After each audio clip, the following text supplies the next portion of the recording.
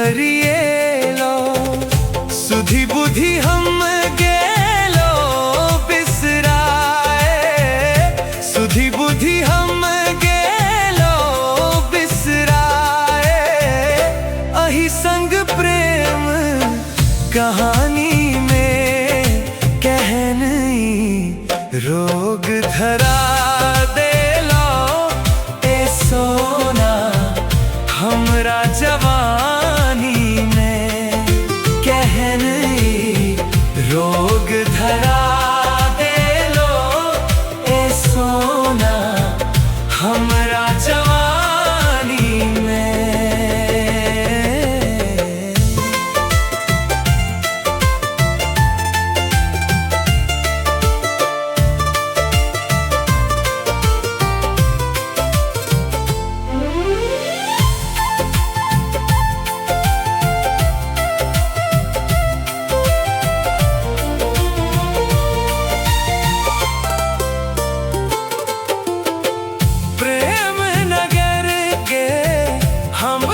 बटोही अहिक स्नेह केर बाट हम जोही, अहिक स्नेह केर बाट हम जोही।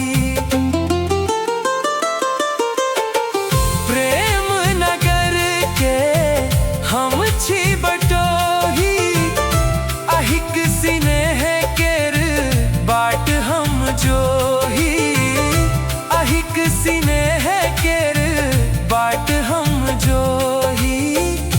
बनी दुल्हिन कहिया घर बे नेहक बरखा में कहिया भिजेबे, मन के तृष्णा दे लहू बढ़ाए हमरा उमरी नादानी में, कहनई रोग धरा दे लहू ये सोना हमरा जवानी में, कहनई रोग धरा दे लहू ये सोना हमरा जवानी में।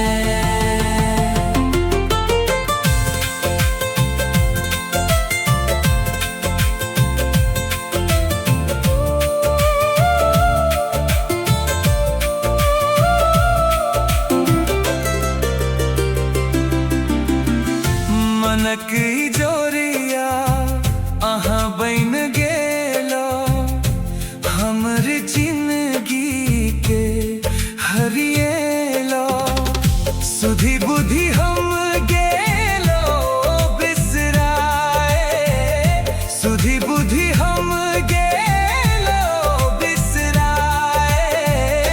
अहि संग प्रेम कहानी में कहनई रोग धरा देलो ए सोना हमरा जवानी में, कहनई रोग धरा देलो ए सोना हमरा जवानी।